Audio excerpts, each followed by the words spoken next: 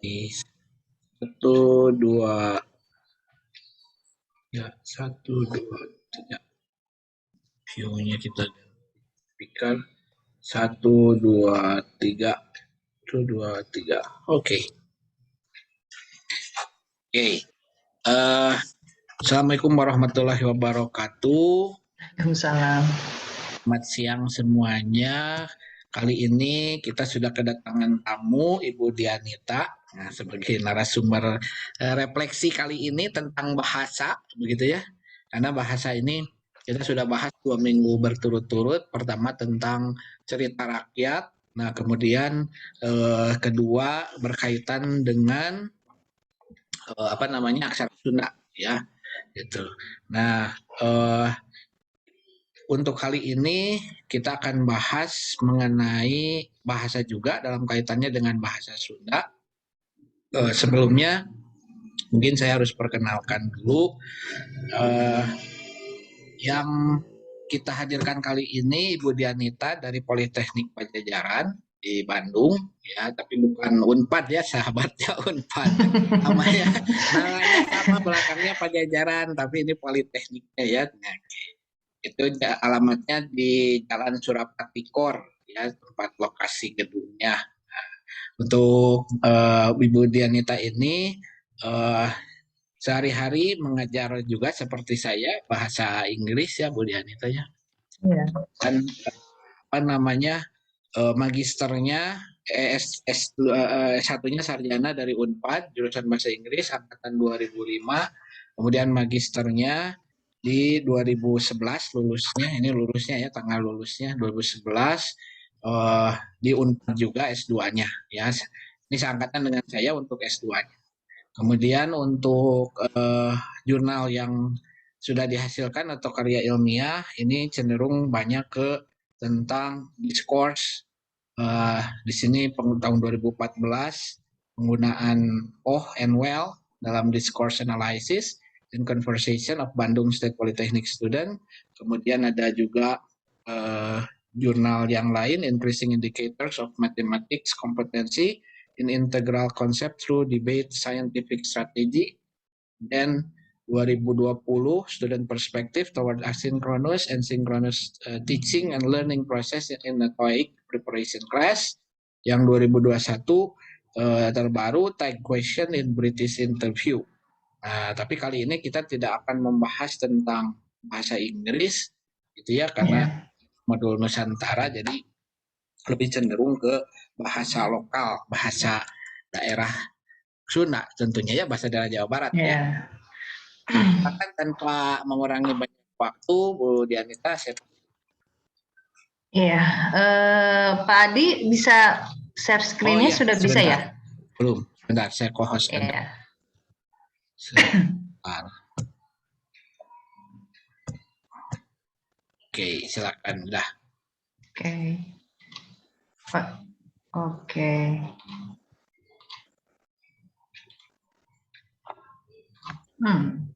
Yuk, saya masuk ke sini ya. Oke, kita mulai sebentar. Saya rubah dulu. Oke. Nah, karena saya juga mengucapkan terima kasih Pak Ade ya, sudah ngasih kesempatan buat saya untuk mengisi kelas reflection ya, untuk hari ini hari Sabtu. Nah, karena berhubungan dengan tadi kelas Nusantara ya, jadi saya akan ngebahas tentang bahasa, tapi bahasanya cenderung ke bahasa Sunda ya. Nah, sebelum saya mulai mungkin dari yang audiens atau penontonnya ada yang pernah belajar bahasa Sunda enggak ya? Atau belum pernah dengar gitu? Karena kebetulan kan kalian dari luar kota ya, maksudnya luar Jawa gitu. Ada yang pernah mendengar bahasa Sunda gimana gitu? Ada? Pernah dengar Bu, cuma sekedar dengar aja Bu. Dengar-dengar aja, tapi mengucapkannya bisa tidak? Kan karena aksennya beda ya caranya. Oke, berarti mungkin ada beberapa. Nah, fokus hari ini saya hanya membahas ungkapan permintaan maaf dalam bahasa Sunda. Mungkin kalau dalam bahasa Indonesia itu kayak kata Maaf, mungkin maaf itu sama ya dengan bahasa Sunda, cuman katanya yang berbeda ya. Jadi fokus saya hanya dalam ungkapan permintaan maaf dalam bahasa Indonesia, dalam bahasa Sunda. Nah, sebelum kita mulai, pada saat kita berbahasa, tentu saja itu ada yang namanya komunikasi ya. Jadi komunikasi itu melibatkan dua orang yang disebut dengan penutur dan petutur. Nah, ketika terjadi komunikasi, biasanya ada tindak tutur ya. Tindak tutur itu biasanya tindakan yang melakukan sesuatu dengan tuturan ya. Nah, itu biasanya digunakan secara sistematis dalam komunikasi itu untuk mencapai tujuan tertentu. Nah, salah satunya yang saya akan bahas tindak tuturnya adalah permintaan maaf. Oke. Nah, biasanya permintaan maaf itu dilakukan oleh seseorang ataupun oleh siapapun ya, boleh penutur ataupun seseorang. Nah, kira-kira kalau kita meminta maaf biasanya untuk apa? Ada yang tahu? Kalau kalian meminta maaf biasanya untuk apa? Ada? Boleh silakan dijawab. Boleh dijawab. Apa Bu? Kurang putus-putus tadi. Oh, putus-putus gitu? Oh, Kalau di saya kalau iya, saya putus-putus. kalau di tempat yang lain gimana? Putus-putus tidak? Tidak. Enggak, Bu. Oh enggak, oh berarti kalau enggak bisa jawab dong. Kira-kira kalau misalnya kita meminta maaf kepada seseorang, itu atas dasar apa? Atau karena alasan apa? Mungkin bisa aja karena kesalahan Bu. Iya, Dia merasa kesalahan. bersalah. Ya. Oke, selain kesalahan ada lagi? Itu Bu, untuk kan kita sadar kita udah berbuat salah, terus untuk memperbaiki hubungan kita agar nggak selek gitu, Bu. Ah, betul, ya, good, ya. Karena kesalahan atau juga untuk memperbaiki hubungan ya. Iya, betul. Ada lagi yang bisa tambahin? Nah, itu kalian udah paham. Ada lagi? Tidak ada? Oke, nah, betul ya. Tadi jadi permintaan maaf itu biasanya untuk karena kita melakukan kesalahan atau juga untuk memperbaiki hubungan komunikasi antara seseorang yaitu penutur dengan petutur ya. Kalau misalnya itu dilakukan dengan melakukan permintaan maaf, mungkin hubungannya akan lebih baik ya. Oke. Nah, selanjutnya, kalau kita melakukan permintaan maaf dalam bahasa Sunda, itu ada beberapa hal yang harus kita perhatikan. Karena kenapa harus diperhatikan? Karena dalam bahasa itu ada undak-usuk bahasa. Jadi ada aturannya. Nah, mungkin kalau misalnya di sini ada yang, kalau nggak salah ada yang dari Kupang ya. Saya nggak tahu tuh, saya lupa lagi. Ada yang dari Kupang atau apa. Cuman kalau di bahasa Sunda, tingkat kesantunan itu dipengaruhi oleh budaya atau sosial situation ya. Jadi bergantung dari tiga hal ini, kedekatan atau keakraban, ataupun hubungan status sosial, ataupun usia. Nah, kedekatan itu seperti apa sih? Misalnya saya dengan tadi ada yang namanya, saya lupa namanya siapa itu, Hilman apa Ridwan ya? Saya lupa, ada yang namanya Ridwan tadi. Nah, kalau saya misalnya dengan kalian kan baru ketemu kan, nah itu kedekatannya kan kurang ya, karena we are stranger ya, sedikit tidak kenal satu sama lain, baru pertama kali. Nah, jadi permintaan maaf pun berpengaruh dari kedekatan seseorang dengan orang yang diajak bicara atau melakukan permintaan maaf. Dan yang kedua, ada juga dipengaruhi oleh hubungan status sosial. Nah, ini bisa aja antara, misalnya kalian kan sekarang udah mulai kuliah tuh di ITB, ada dosen dan mahasiswa, itu beda permintaan maafnya. Kalau di Sunda ya, nah usia juga mempengaruhi. Nah, usia mempengaruhi kalian meminta maaf juga. Jadi, pada dasarnya ketika kita meminta maaf itu, ada hal-hal yang harus diperhatikan. Yang paling penting yang harus diperhatikan adalah secara sosialnya atau budayanya ya, bahwa meminta maaf itu akan berbeda. Saya nggak tahu kalau di daerah kalian mungkin di di Kupang atau di mana yang di luar Jawa, mungkin ada sama sih aturannya, pasti ada social situation atau sosial situasi yang harus diperhatikan ketika kita meminta maaf.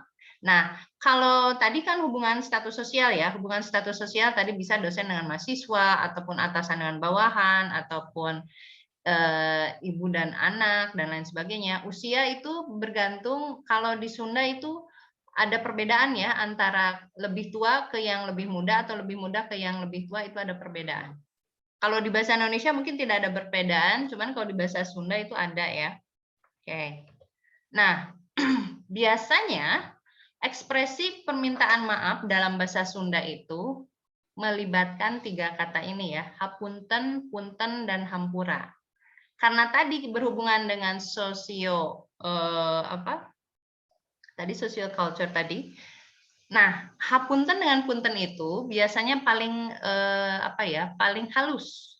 Kalau hampura itu untuk orang yang sebaya atau seumuran, ya. Tapi ada juga bahasa kasar, tapi saya nggak akan bahas itu karena ini berhubungan dengan permintaan maaf. Jadi permintaan maaf itu kalau dalam bahasa Sunda cuma dikategorikan menjadi 2, halus, ya, atau kalau dalam bahasa Sunda itu lemes, ya, sama istilahnya itu loma, ya. Jadi ada yang lemes sama loma. Lemes itu hapunten sama punten, kalau hampura itu loma. Loma itu digunakan untuk sesama, usianya sama, levelnya juga sama, dan lain sebagainya. Misalnya kalian dengan teman kalian lagi. Nah, pada saat nanti kalian datang ke Bandung, mungkin kalian akan sering menggunakan atau sering mendengar kata-kata ini, karena orang Sunda itu tidak terlepas dengan kata-kata ini. Nah, konteks di sini yang akan saya terangkan adalah kan ekspresi permintaan maaf. Tetapi ekspresi yang saya gunakan itu bukan untuk meminta maaf, tapi ekspresi meminta maaf dengan menggunakan hapunten, punten, hampura, tapi tidak dalam konteks meminta maaf, ya. Karena budaya Sunda itu beda. Oke. Nah. Jadi ada beberapa poin yang biasanya digunakan sama orang Sunda ya dalam menggunakan permintaan maaf, tapi konteksnya bukan meminta maaf ya. Jadi kalau konteksnya saya meminta maaf ke kalian kan pasti mohon maaf atas kesalahan ibu dan lain sebagainya gitu kan ya. Tapi kalau ini tidak, menggunakan ekspresinya, ekspresi hapunten, punten sama hampura, tapi bukan dalam konteks permintaan maaf, dan itu banyak sekali digunakan di kehidupan sehari-hari. Kalian nanti kalau misalnya kalian sudah ke Bandung ya, ke ITB, nanti mungkin kalian akan sering mendengar itu ketika kalian berbicara dengan dosen atau berinteraksi dengan teman-teman kalian di ITB yang mungkin kebanyakan justru bisa berbahasa Sunda ya. Nah, yang akan saya kasih contoh atau yang saya akan terangkan itu ada beberapa ya, yang menggunakan ekspresi minta maaf untuk menunjukkan getting attention. Getting attention itu untuk mendapatkan perhatian seseorang. Biasanya menggunakan kata tadi, bisa hapunten, bisa punten, maupun hampura. Bisa juga untuk menunjukkan ironi, membesar-besarkan ya. Terus ada juga untuk mengekspresikan simpati. Nah, simpati ini bisa juga menggunakan ekspresi tadi ya, yang 3 tadi, hapunten, punten, sama hampura.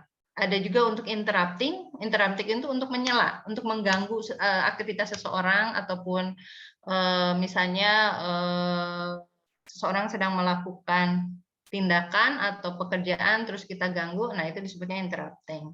Ada juga untuk expressing regret ya, untuk penyesalan. Tapi penyesalan ini bukan kita berbuat salah ya, tapi penyesalan ini lebih condongnya ke tidak melakukan sesuatunya ya, tapi bukan regret karena kita berbuat salah, bukan.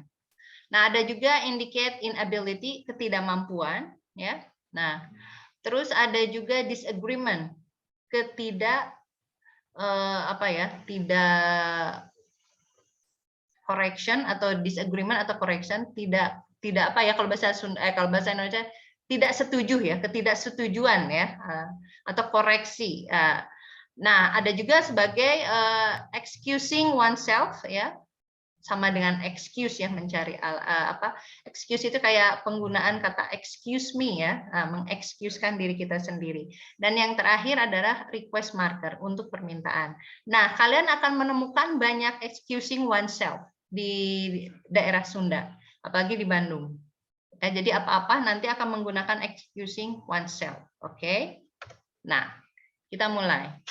Nah, ini ada contohnya ya, getting attention. Kalau dalam bahasa Sunda, ini dia tidak berbuat salah, tapi dia mengatakan, punten, dupi ieu teh daerah naonnya Pak? Nah, kalau di Sunda, meskipun di sini ada kata punten untuk melakukan permintaan maaf, ekspresi permintaan maaf, tapi artinya punten di situ bukan meminta maaf. Lebih cenderung kalau diterjemahkan adalah permisi.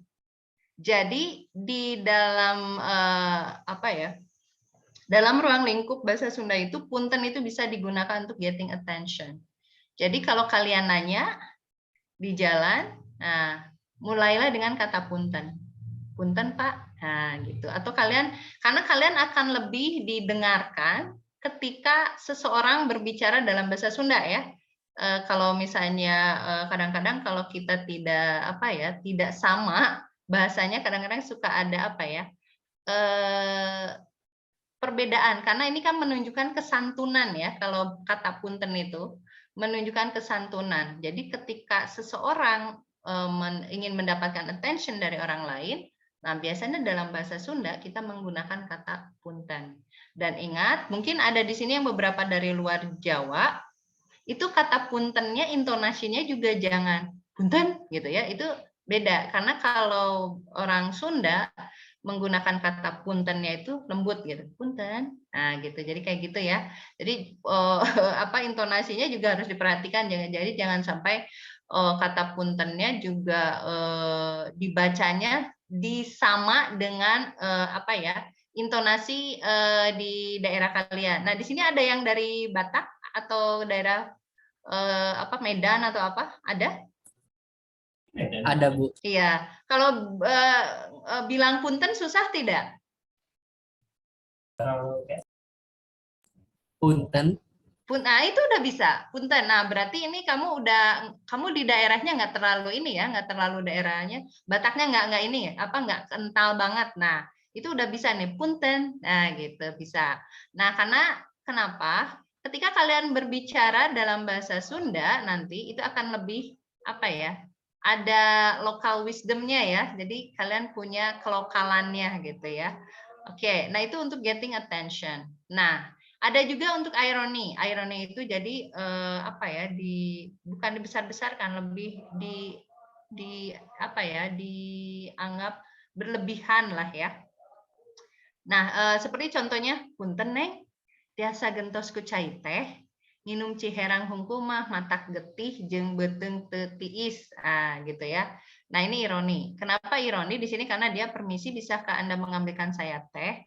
Jika saya hanya mendapatkan air, saya takut perut dan darah saya tidak tenang. Karena ini kan nggak mungkin ya, perut dan darah saya tidak tenang. Nah kayak gini. Nah ini untuk ironi. Nah kalau kalian perhatikan kata puntennya lagi selalu ada. Orang Sunda itu kental dengan kata punten gitu ya. Karena itu menunjukkan kesopanan. Setiap kalian memulai sesuatu dengan menggunakan kata punten, itu menunjukkan kalau kalian tingkat kesopanannya bagus ya. Jadi ada caranya. Mungkin kalau di dalam bahasa Inggris menggunakan kata please ya. Tapi kalau di Sunda itu dengan kata punten. Nah, itu untuk ironi ya. Nah, ini juga kalau kita mengekspresikan orang yang sudah meninggal, orang yang meninggal dunia juga kita sama menggunakan kata punten. Suka ada punten, misalnya punten ngiring bela sungkawa, mugi-mugi almarhumah ditampi iman Islamnya. Iman Islamnya, saya jadi bacanya ya lagi. Nah itu kalau diterjemahkan dalam bahasa Indonesia, ikut berbelasungkawa, semoga almarhum diterima iman Islamnya. Nah, jadi kalau kita perhatikan ya, tadi getting attention pakai punten, irony pakai punten, ini juga pakai punten. Nah, tetapi kalau kalian perhatikan dari 3 tadi, selalu puntennya di awal. Ya, tidak selalu, tapi ada juga yang di belakang. Misalnya, bisa juga, misalnya, mugi-mugi almarhum ditampi atau dibalik gitu ya, ngiring bela sungkawa. Jadi puntennya bisa ada yang di depan, bisa ada yang di belakang ya. Jadi tergantung ya. Kalau ini mah misalnya boleh kayak gini. Hapunten bilih abdi aya kalepatan. Nah, misalnya itu bisa di belakang, misalnya saya ada kata apa ya? Misalnya saya abdi ngalakukeun kalepatan hapunten bilih janten masalah. Nah, hapuntennya bisa di tengah-tengah. Nah, itu tergantung ya. Nah, tapi kebanyakan sih di depan. Nah, ada juga interrupting. Interrupting itu di sini ada orang yang lagi ngajar, terus saya mau motong atau mau ngedatangin beliaunya. Nah, di sini kita bisa pakai hapunten. Hapunten ngaganggu ngawulangna tiasa ngawagel heula. Nah, maaf mengganggu pelajaranmu, bisakah aku mengganggumu sebentar. Nah, kalau kalian perhatikan tadi yang pertama getting attention ada pakai punten. Oke. Nah, yang kedua ada kata apa lagi? Pakai punten juga ya. Nah, yang ini juga punten, yang interrupting juga sama menggunakan hapunten kalau ini. Jadi ada punten dengan hapunten. Nah, ingat kalau punten dengan hapunten itu biasanya digunakan untuk ini ya, lemes. Lemes itu halus banget ya, ke tingkat kesopanan itu halus banget. Jadi kalian boleh menggunakan kata punten dengan hapunten itu untuk yang lebih tua, mangga, boleh ya. Ataupun ke dosen ataupun ke lebih ke teman atau ke senior dan lain sebagainya, itu menggunakan punten dan hapunten. Nah, begitu ya. Oke. Nah, di sini juga ada expressing regret ya. Kalau regret itu menyesal, tapi di sini menyesal bukan ini ya, bukan melakukan kesalahan, tapi lebih ke misalnya kita lupa membalas sesuatu. Nah, misalnya dalam kondisinya di sini dia lupa ada seseorang nge-WA dia, ya, terus tapi dia lupa ngebalasnya. Jadi dia bisa menggunakan punten pisan nembe diwagel WA-na. Maaf baru dibalas WA-nya. Nah, itu selalu ada punten. Meskipun kalian nanti misalnya menggunakan kata puntennya campur pakai bahasa Indonesia, tapi ketika menggunakan punten itu ada, itu lebih bermakna ya, karena sudah menunjukkan kesopan santunan kalian, dan itu kesopan santunan yang sangat positif sekali ya kalau kita menggunakan kata punten dan hapunten. Oke. Nah, ini juga ada kalau yang ini saya mau nanya nih nanti setelah ini ya. Indicating inability, ketidakmampuan. Nah, dia ada kalimatnya hampurannya orang kamari teu bisa datang ke acara kawinan maneh, aya tugas keluar kota euy. Nah, gitu ya bahasa Sundanya. Terus bahasa Indonesianya, maaf ya saya kemarin tidak bisa datang. Itu datang harusnya ya ke acara nikahan kamu, ada tugas keluar kota. Nah, kira-kira kalau hampura tadi itu apa? Kalau punten kan dengan hapunten itu digunakan lemes ya untuk yang lebih tua atau yang jabatannya lebih tinggi dari kita. Kalau hampura tadi apa? Untuk berkomunikasi sesama usia misalnya, Bu. Iya, betul. Jadi nanti hati-hati ya. Jadi kalau kalian nanti sudah ke Bandung, ke ITB, nah kalian nggak usah bilang ke teman kalian punten, bisa menggunakan hampura. Tetapi karena kalian mungkin nanti belum kenal, nah kalau belum kenal sih masih bisa sih menggunakan punten. Tapi kalau udah kenal, kalian cukup menggunakan hampura. Jadi hampura itu, jadi kalian jangan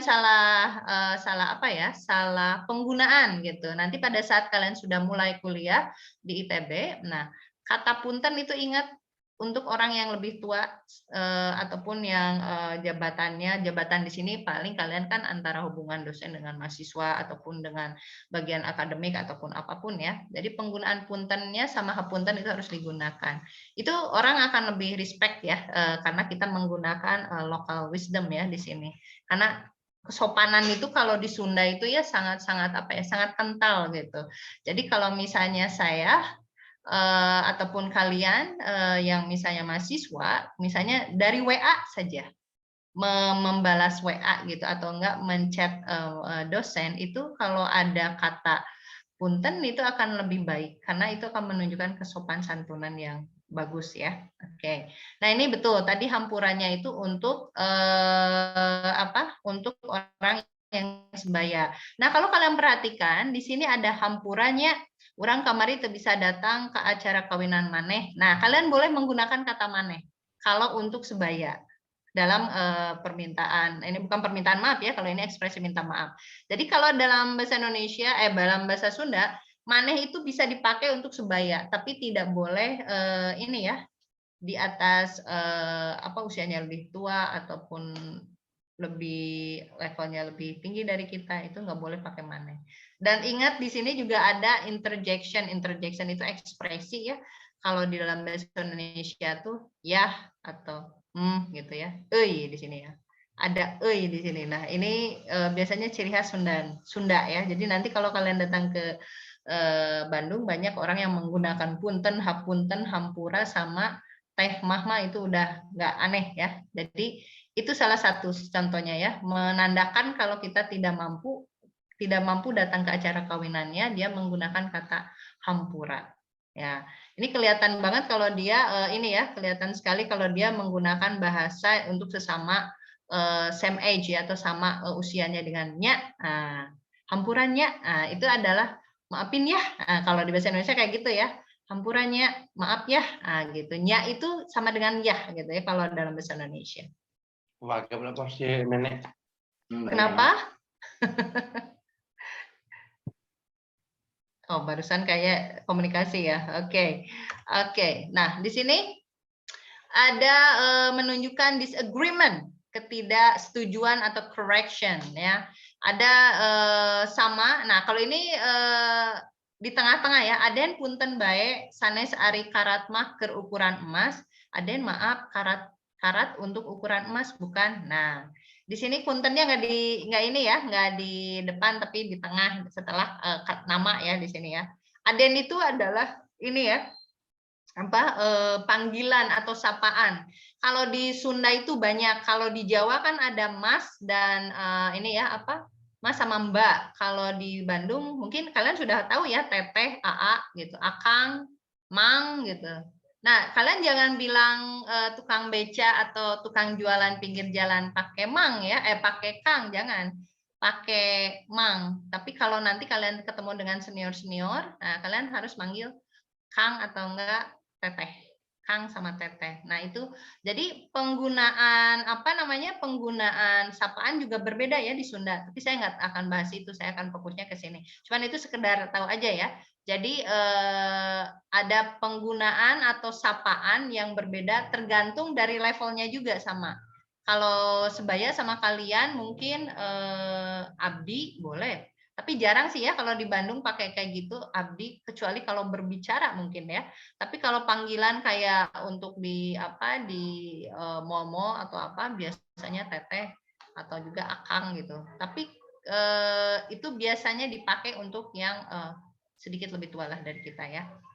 Nah, juga kalau misalnya panggilan juga kalau di Bandung juga sama sih, Bapak Ibu sama sih ya.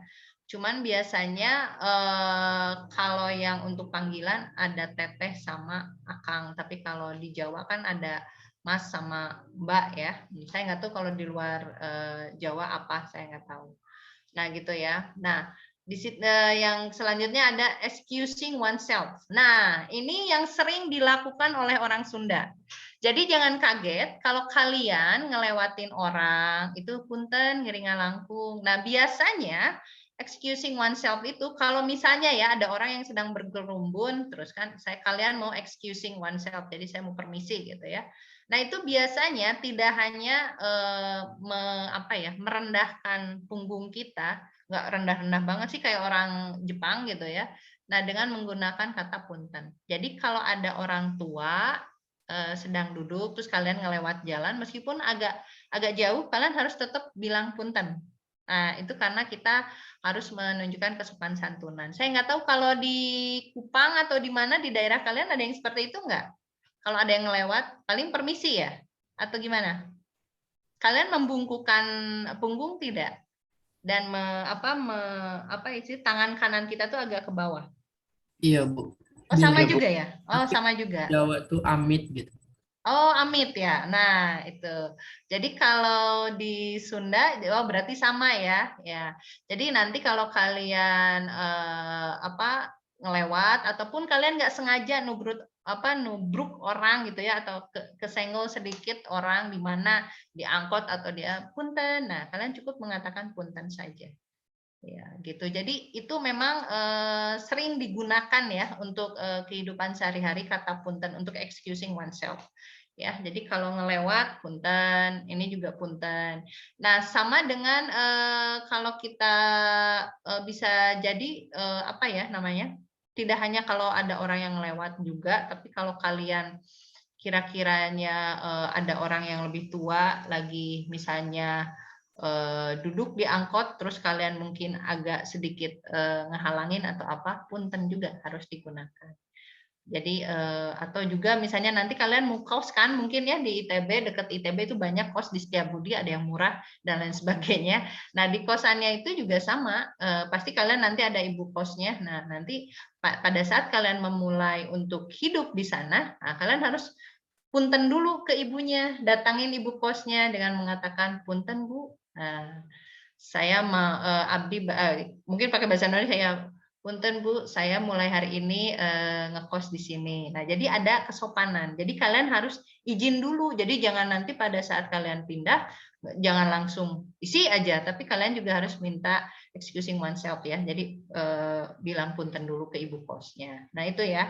Jadi kalau kalian perhatikan dari awal, banyak sekali ekspresi penggunaan permintaan maaf, tapi konteksnya bukan meminta maaf.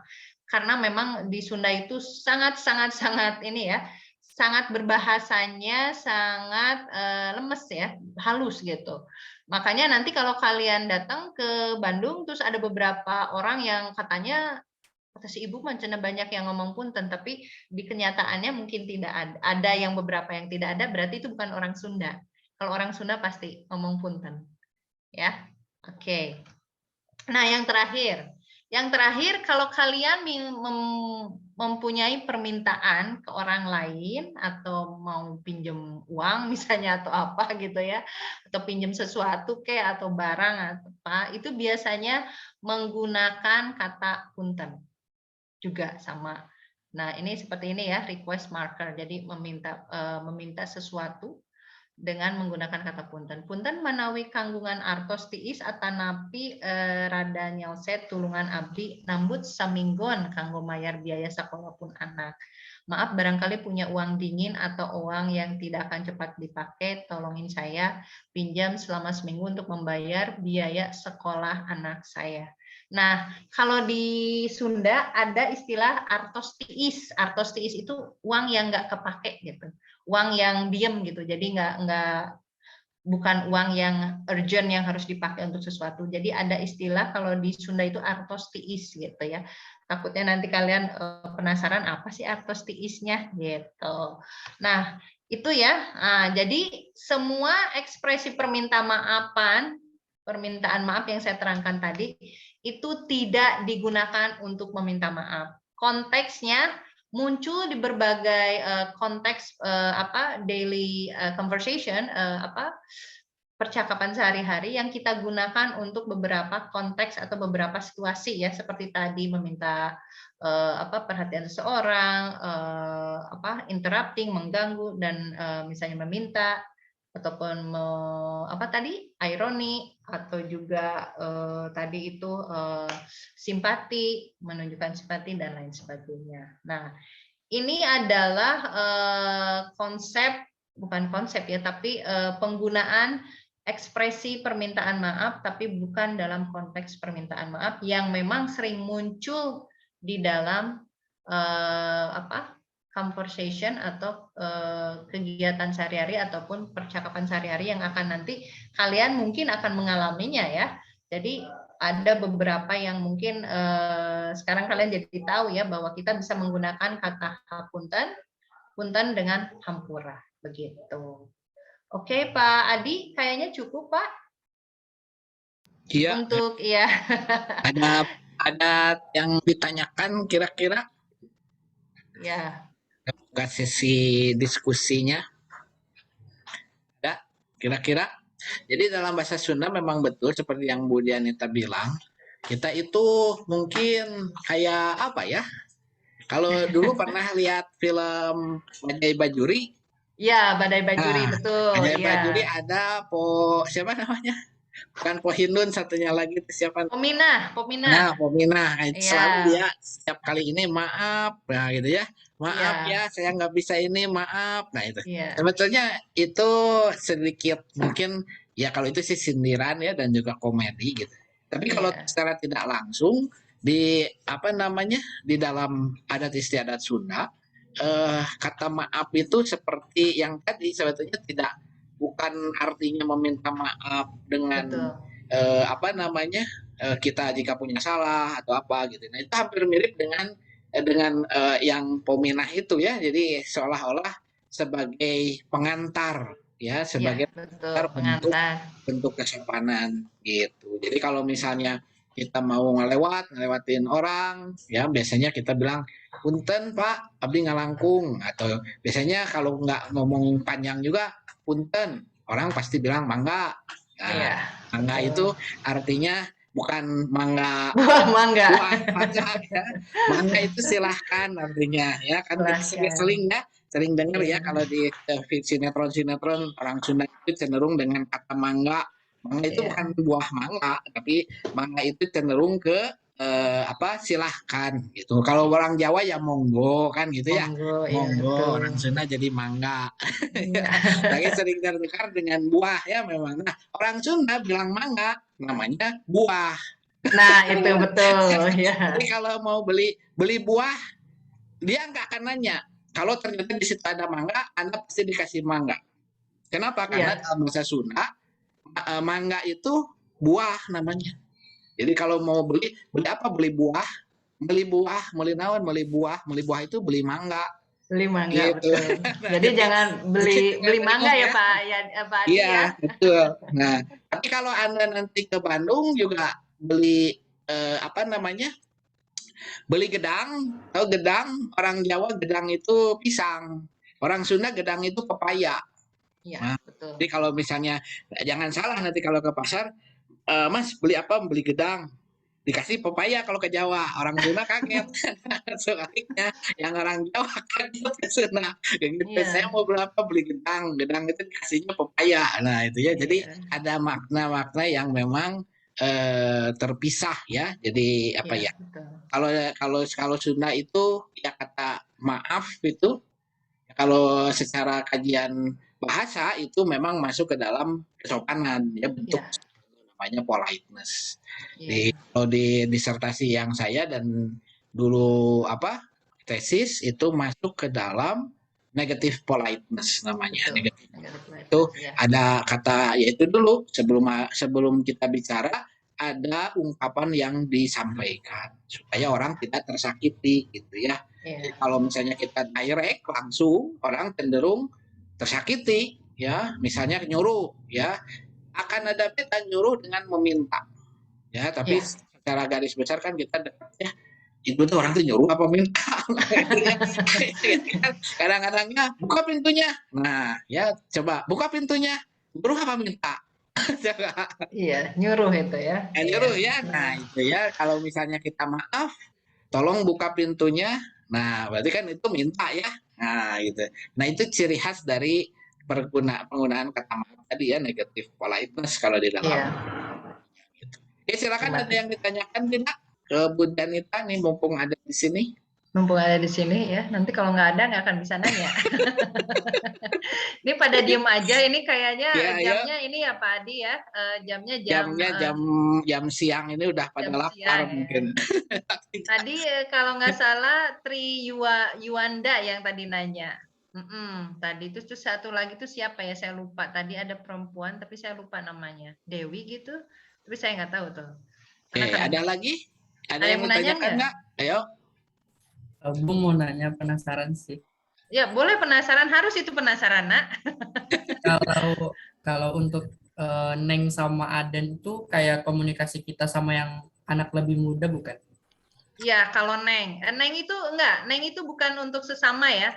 Neng itu biasanya untuk orang yang lebih tua ke muda, tapi ke perempuan. Neng badeka mana? Nah, kalau Aden itu lebih ke orangnya untuk laki-laki, tetapi dia mungkin misalnya saya jadi pembantu nih.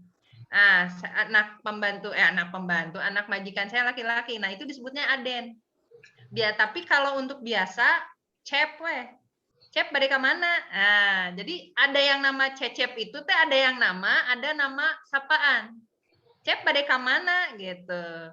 Kalau Neng mah boleh, Neng boleh, tapi Neng itu untuk yang tua ke muda, bukan yang muda ke tua ya. Itu nggak boleh. Itu beda. Jadi gunakan Neng sama Cep. Cep bade kemana? Atau Neng bade kemana? Mau kemana? Gitu. Tapi kalau Aden memang itu biasanya untuk orang yang punya ya kayak tadi misalnya kalau saya pembantu tuh saya anak majikan saya disebutnya Aden. Tapi ada juga yang nama sih Aden itu, jadi memang jangan tertukar ya kayak tadi Cecep. Encep sama Cecep itu beda. Ada yang Cecep itu nama, tapi di Bandung juga di Sunda itu ada yang Cep mereka mana atuh? Mereka dia ibu cenah. Nah atuh meni lurusuh cenah kan Sundanya gitu ya. Maaf ya Sundanis banget karena saya orang Sunda. Nih lurusuh kenapa buru-buru katanya. Muhun terus diantosan iya lagi ditunggu. Nah, jadi kalau nanti kamu ke Bandung jangan bilang Aden ya. Nanti orang Sundanya langsung kaget. Wah, saya disebut Aden berarti saya orang ini dong, orang yang punya level lebih tinggi. Jadi Aden itu hanya panggilan untuk seseorang yang memang meskipun dia lebih muda tapi dia jabatannya lebih tinggi gitu. Biasanya anak majikan atau mungkin apa yang orang dihormati bisa juga sih. Iya, jadi Sebetulnya jangan. saya menambahkan ya. Jadi gini, istilah asal usul kata aden dan agan itu gan itu ya. Kata agan artinya dari juragan. Ya, kata aden itu sebetulnya dari kata raden dulunya. Jadi di Sunda itu Sunda itu mengenal kasta juga dulu ya sebelum menjadi modern. Sunda dulu kita punya sejarahnya ya karena dari kerajaan Mataram itu yang membawa gelar dan perangkatnya gitu ya. Jadi ada kalau misalnya aden itu tadi untuk bawahan untuk majikan misalnya bawahan bilang ke majikan ya itu pasti aden gitu. Tapi yang masih muda ya cenderung masih muda. Nah, kalau yang udah agak tua biasanya dibilangnya agan. Dan, nah itu agan itu juragan gitu artinya yang punya ini bukan dari internet ya. Nah, zaman sekarang kan juga banyak istilah-istilah bahasa Sunda yang kalau kita bilang dipakai di dalam komunikasi internet. Kita tahu agan itu dulu dari apa? Dari kaskus ya. Kalau di internet kan agan dan sis, sekarang kan gitu ya. Iya betul. Sis gitu ya. Sis itu kan sister sebetulnya. Iya gitu dari ya. sis mau kemana ya betul. Sebetulnya itu agan itu dari kata juragan, kemudian kata aden itu dari kata raden. Kalau yang biasa-biasa ya, kalau yang anak kecil memang kita sebutnya biasanya ujang kadang-kadang. Nah ujang juga bukan nama. Itu panggilan kadang-kadang. Panggilan, ujang, ya betul. Ujang, atep, kadang-kadang tep itu asep, cuman di ini di apa? Kalau di morfologi mah dicadelkan betul. Cadel gitu. Jadi tep itu tuh kasep, sep gitu. Makanya banyak orang Sunda namanya asep. Kenapa demikian? Karena asep itu dari kata kasep artinya ganteng gitu. Jadi orang dibilangnya sep. Nah gitu. Tapi kita jangan kaget ketika kita belanja. Kalau terutama laki-laki juga kadang-kadang dibilangnya gitu. Ya, cep, asep betul. dibilangnya sep. Cep ya. Atau cep. Nah, ada cep, ada asep. Sebetulnya mungkin cep juga selengean dari kasep ya. Bisa jadi ya. Karena acep itu sama asep ya, itu dari kata kasep gitu ya. Jadi supaya mungkin ya disebutnya istilah linguistiknya saya lupa tapi ada itu. Ya, jadi kalau manggil klitik Pak Adi. Klitik ya disebutnya. Nah, itu. Misalnya manggil sayang jadi tayang kan gitu. Itu ya. Nah, itu ya dari kasep jadi banyak asep ya. gitu. Banyak ya. Nah, itu istilah atau fenomena bahasa yang terjadi memang bahasa yang muncul ya Kayak Iya, lucu-lucu jadi unyu-unyu. Nah, Iya. unyu-unyu kan gitu ya. Itu Iya, artinya unyu-unyu. lucu-lucu kan Lucu, unyu-unyu ya itu unyu-unyu. juga sama. Sekarang banyak, Acep jadi iya. acep, jadi Acep, acep jadi betul. atep. Nah itu saya kadang-kadang juga aneh juga ya. Tapi kalau misalnya kalau kita manggil untuk yang apa? Yang seumuran ya Iya, kadang-kadang kita ya bisa panggilnya ya lihat aja ininya apakah dia kayaknya seumuran atau enggak. Kalau iya, seumuran kadang orang Sunda bisa juga panggil nama belakang biasanya begitu ya. Nah, iya, ya kan kalau namanya Sutiadi dipanggilnya Adi atau di kan gitu. Biasanya gitu iya, orang Sunda belakang aja. betul. Kan nama belakang. Kalau kita kenal atau misalnya ya sama dengan bahasa Indonesia ya. Kalau punya namanya Deden ya berarti panggilannya Den, dia pasti ngelirik gitu ya. Ngelerek ya. Ya dia ngelirik pasti ya dipanggil Deden, Iya, misalnya Den. Nah, tapi kalau udah mulai sedikit agak tinggi, kita panggilnya AA atau Akang. iya, Tapi biasanya Akang yang lebih iya. cenderung Lebih umum. cenderung, iya, lebih umum. Misalnya tuh Kang, misalnya kita juga beli apa misalnya ke warung atau apa. Terus dia laki-laki yang nunggunya ya. Kita bilangnya Akang biasanya. Kang beli ini atau A beli ini sama aja sih kalau lihat Iya, mau usia dari usia.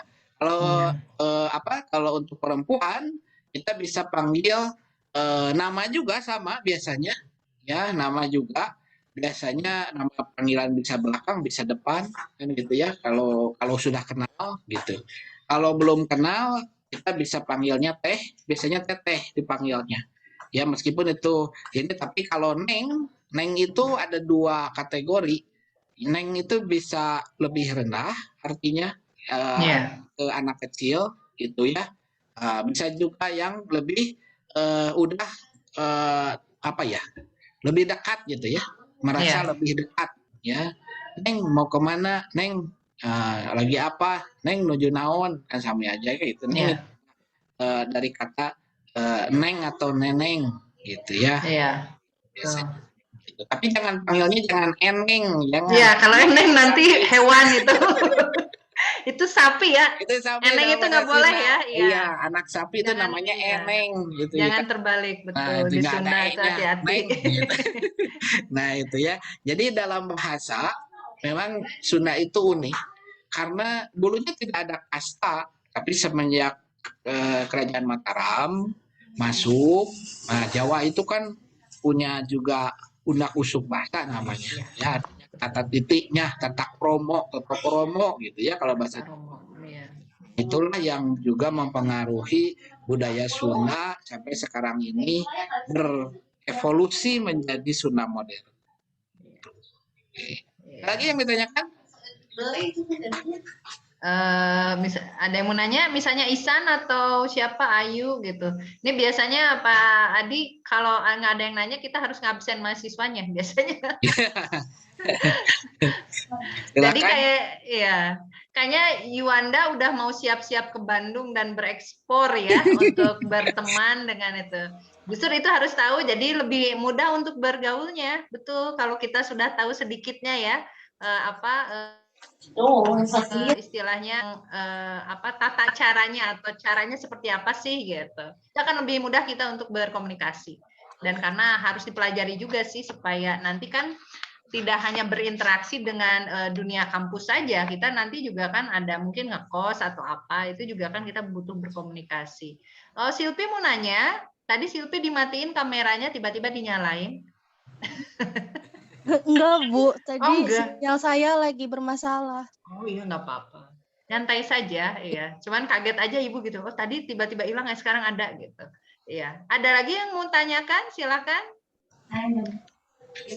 Bu, Boleh, mau siapa? nanya dong. Boleh, silakan. Siapa ini teh? Febri ya? Atau siapa? Saya nggak tahu nih. Indri, Bu. Yunita Indriani. Oh iya, silakan Indri. Penggunaan kata aing sama abdi itu, Bu, sama atau gimana, Bu? Oh, tidak, itu tidak sama. Tidak sama, tidak boleh. Abdi itu lemes ya, halus. Tapi kalau aing itu kasar. Tetapi sekarang itu ada perubahan ya Pak Adi ya.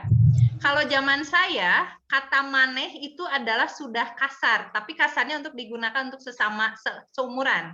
Tetapi sekarang kata aing itu seolah-olah itu apa ya, tidak apa-apa digunakan kalau seumuran dan udah kenal dekat. Padahal sebenarnya aing itu asalnya kasar. Kalau saya bilang di rumah mungkin ya atau di mana gitu. Generasinya udah berbeda, betul kata Pak Adi tadi, berevolusi bahasa Sunda. Jadi kalau misalnya saya ngedengar kata aing, mahasiswa dengan mahasiswa, saya langsung telinga saya, kok ngomongnya kasar, tapi sekarang itu tidak kasar lagi. Ya, tapi hanya untuk seumuran ya. Tapi kalian jangan pernah sekalipun bilang aing ke orang yang lebih tua ya, atau ke dosen atau ke waduh jangan, itu cari masalah ya. Aing itu kasar. Ya, tapi kalian bisa menggunakannya untuk seumuran. Tidak hanya aing aja, sekarang itu ada juga kalau mahasiswa saya di tempat lain silaing katanya. Tapi saya nggak ngerti, pada silaing itu tuh sangat jarang digunakan untuk omongan sehari-hari ya Pak Adi ya. Silaing mah ya, biasanya itu tuh untuk ini biasanya apa ya, kayak buat drama atau apa gitu, tapi untuk kehidupan sehari-hari nggak ada. Jadi aing jangan digunakan ya. Tapi jadi kalau ada orang, kalau saya sih boleh ngasih saran, janganlah pakai aing karena kasar juga, kedengarannya nggak enak ya. Meskipun saya tidak bisa tidak bisa meminta semua mahasiswa saya jangan pakai aing karena dan satu lagi, di Bandung itu sekarang ada kecenderungan mau perempuan, tapi biasanya yang bilang aing itu perempuan, bukan laki-laki loh. Kalau laki-laki itu biasanya anjrit, anjing, nah itu yang sering digunakan. Tapi kalau yang perempuannya justru mengategorikannya jadi aing, anjing gitu. Jadi ada bahasanya, tapi itu tidak boleh digunakan ya, itu kasar ya. Cuman kalau saya perhatikan kalau mahasiswa saya lagi nongkrong gitu ya di kantin, itu kalau yang perempuannya sering menggunakan kata aing, tapi laki-laki tidak. Laki-laki jarang menggunakan aing. Mungkin ada beberapa tapi tidak seintens perempuan. Jadi tadi Indri, nanti kalau ke Bandung jangan menggunakan kata aing ya. Saya aja atau abdi gitu ya. Jangan kasar itu. Ya ini kadang-kadang saya sebagai orang Sunda kadang suka sedikit malu ya Pak Adi ya. Karena ada beberapa orang yang mungkin bukan orang Sunda menggunakan bahasa Sunda yang tidak pada tempatnya, sehingga terkesannya gitu ya, bahasa Sunda itu kasar gitu. Ada gitu, karena tidak tahu penempatannya. Jadi seharusnya sih jangan gitu menggunakan kata aing. Kasar ya Indri ya. Kalau ini, jadi kalau ada orang yang menggunakan aing, berarti dia besar kemungkinan dia bukan orang Sunda pertama. Tetapi kalaupun dia orang Sunda, berarti dia sudah mengalami yang namanya evolusi bahasa Sunda. Karena aingnya tidak dianggap kasar. Padahal sebenarnya kasar itu ya, nggak boleh gitu. Begitu Indri, jadi jangan Pak Aing-aing ya. Aing, jangan ya. Itu nggak boleh ya. Ngeri banget itu. Jadi Indri kayaknya sering ngenegan di mana tuh Indri? Kata aing sama maneh. Abdi ya tadi ya. TikTok, Bu. Di TikTok, aduh iya TikTok itu bahaya. TikTok itu bahaya, memang bahasanya kacau balau ya. Jadi kalau untuk kita mempelajari bahasa, tapi kebetulan kan kalau kalian bukan bukan orang bahasa juga ya Pak Adi ya. Tapi ya sebenarnya sih meskipun kita bukan orang bahasa, seharusnya kalau kita sebagai mahasiswa, karena sudah mahasiswa judulnya gitu ya, kita juga harus tahu sih bahwa berbahasa itu ada polanya, ada tata caranya gitu. Jadi supaya karena sebagai human being, sebagai manusia, kita juga kan pasti selalu berbahasa, tapi bagaimana caranya berbahasa itu dengan baik dan benar gitu. Jadi jangan sampai sembarangan juga gitu. Begitu ya Indri ya, jangan pakai ya Indri ya. Bahaya Indri kalau pakai Indri. Jadi kalau saya tambahkan, memang aing itu dari kata silaing gitu. Ya, betul silaing. Silaing itu kamu, tapi kalau silaing itu lebih ke arah kamu justru. Aing itu artinya saya. Ya. Tapi kalau dia lagi marah, kita lagi marah, ngedumal boleh kita gunakan aing. Aing malieur. Kan artinya tapi marahnya bukan ke orang lain ya, diri kita sendiri. Jadi kita sendiri, kita lagi ngedumal. Makanya orang Sunda mungkin zaman sekarang sering ya juga bilang kata aing itu gitu ya. Tapi untuk sebetulnya cenderung ke arah ngedumal Ya, karena kalau kita marah sendiri kan biasanya ke diri sendiri yang akan ada yang dirugikan ya, gitu ya. Jadi biasanya aing itu kesel, kalau kita lagi kesel kita bisa bilang gitu, aing mah lieur, misalnya gitu, aing mah lieur, lieur itu artinya apa? Pusing, saya mah pusing. Gitu kan. Nah, kata aing itu dari si lain. Sebetulnya ya, nah ini miris sebetulnya, seperti yang saya bilang di zaman sekarang ini, Sunda ini sudah berevolusi, tapi pemertahanan bahasa Sunda lemas dan kasar itu sudah semakin blur begitu. Ya, Padahal betul. aslinya dulu itu, nah entah kenapa saya juga masih bertanya-tanya ya, apakah memang orang Sundanya ini sendiri yang sudah mulai tidak peduli lagi dengan bahasa Sundanya, atau memang ahli-ahli bahasanya pun juga sama, saya lihat diam saja gitu ya. Padahal itu harusnya diperbaiki. Saya sering lihat film berita-berita Sunda ya yang dari televisi lokal itu kalau saya perhatikan Sundanya amburadul begitu Ya, ya, dalam betul. bahasa Sundanya bukan Sunda itu gitu ya, dengan artian dia merasa itu Sunda. Nah inilah yang dipakai oleh anak-anak sekarang gitu ya. Nah sebetulnya aing itu ya kasar gitu ya, bahasa kasar, apalagi zaman sekarang kata anjing itu sering kali dibawa-bawa terus ya gitu. Iya, betul.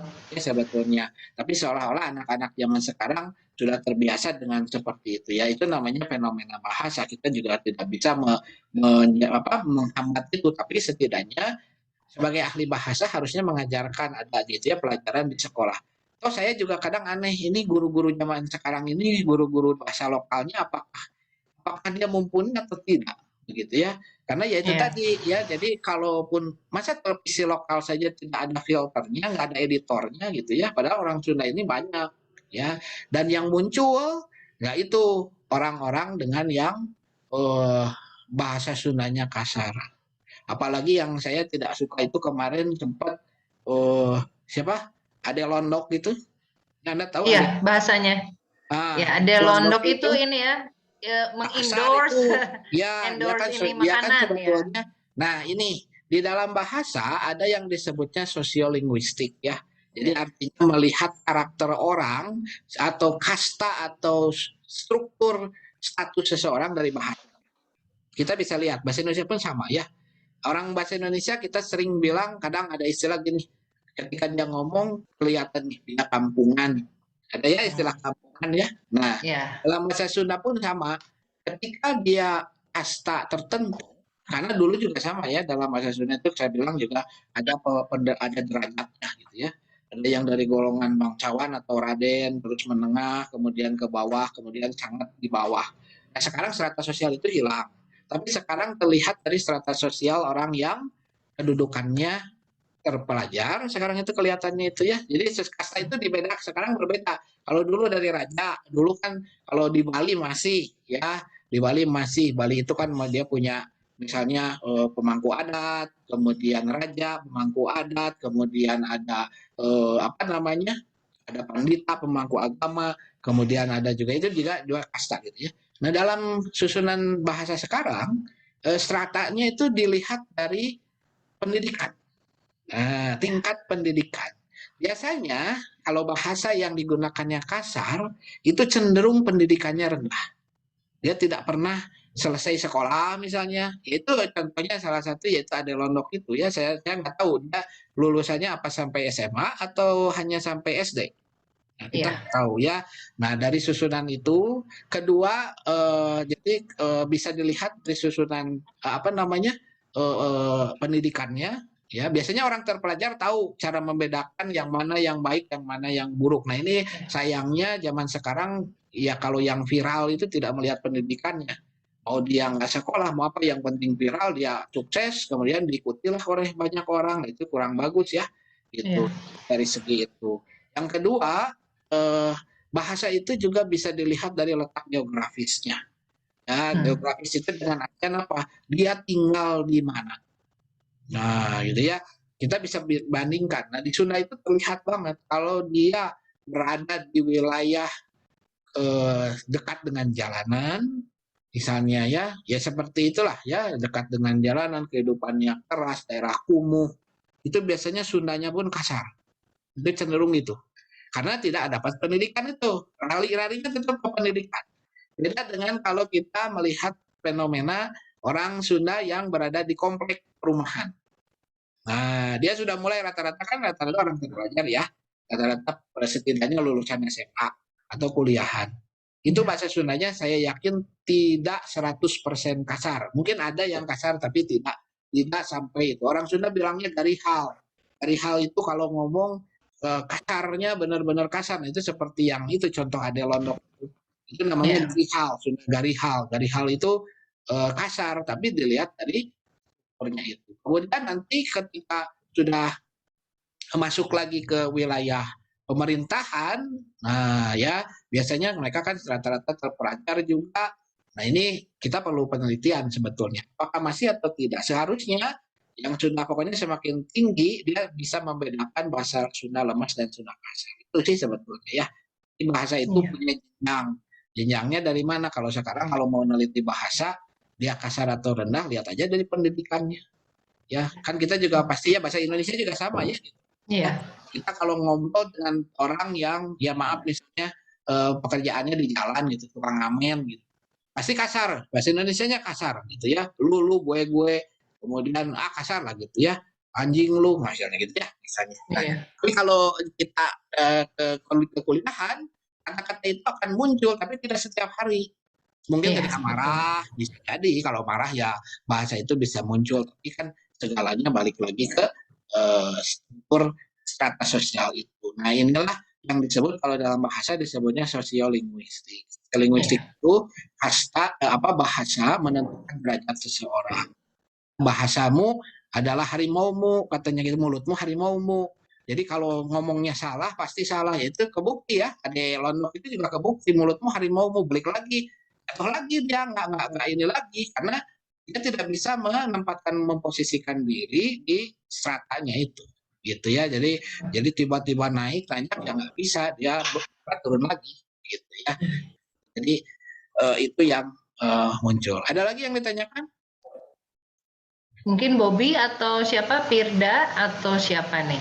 Terus di absen ini kayaknya. Febrianti Lekekasa. Oh ini Orlan Napu juga. Ini dari mana nih? Dari NTT kayaknya ya? Apa dari mana nih? Kayaknya saya punya dari Napu, dari mana Napu? Kenapa? Dari NTT, Bu. Oh iya dari NTT ya, karena namanya hampir sama dengan nama mahasiswa saya, kebetulan dia juga dari NTT. Mungkin saya manggilnya apa nih, Febri aja gitu ya. Febri mau ada yang ditanyain? Nanti kan mungkin kamu ke Bandung. Boleh di chat box kalau masih ini nih Bu Dianita, jadi masih nunggu kabar ya, apakah masih nunggu kabar, apakah bisa ke Bandung atau tidak, kita masih nunggu kabar karena program ini hanya 1 semester pertukarannya, tapi nanti mungkin semester depan bisa ngikut lagi kalau ada lagi ya seperti itu. Jadi mungkin dengan program lain ya.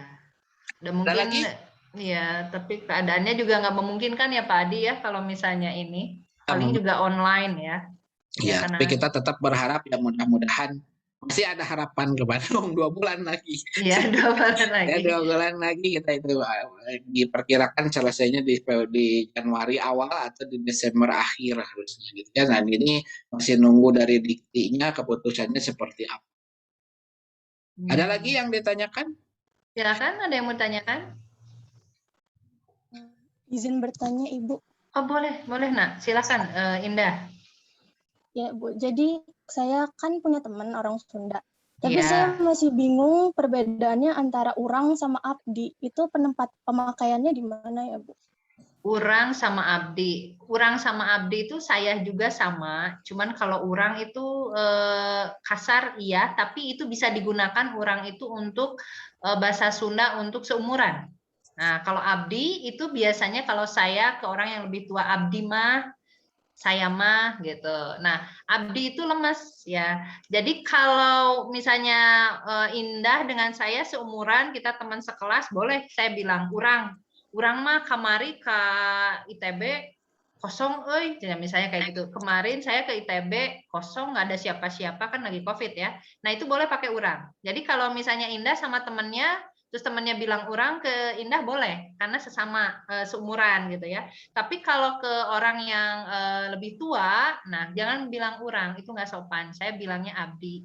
Misalnya saya memperkenalkan diri ke orang lain, misalnya Abdi, Namina, Dianita, saya namanya Dianita. Jangan bilang urang, ngarana, Dianita, nggak boleh, itu kasar kalau yang lebih tua gitu.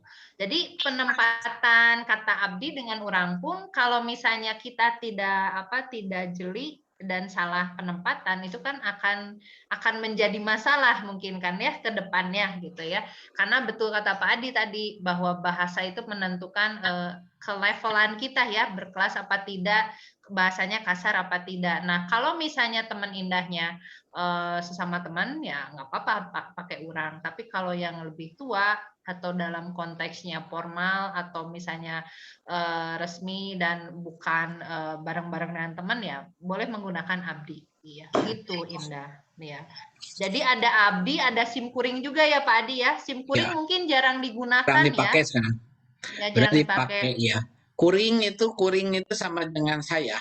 Jadi Ya, banyak bahasa Sunda itu untuk sebutan saya tuh bisa abdi, bisa simkuring. kurang, bisa simkuring, Ya. bisa juga kalau kasarnya dewek gitu. Ya dewek Dan itu itu nggak dewek boleh. juga muncul, ya. Itu Ya, bahasa, tapi Sundanya lebih ke arah timur kemarin ya, ke arah Cirebon itu pakainya iya dewek. betul.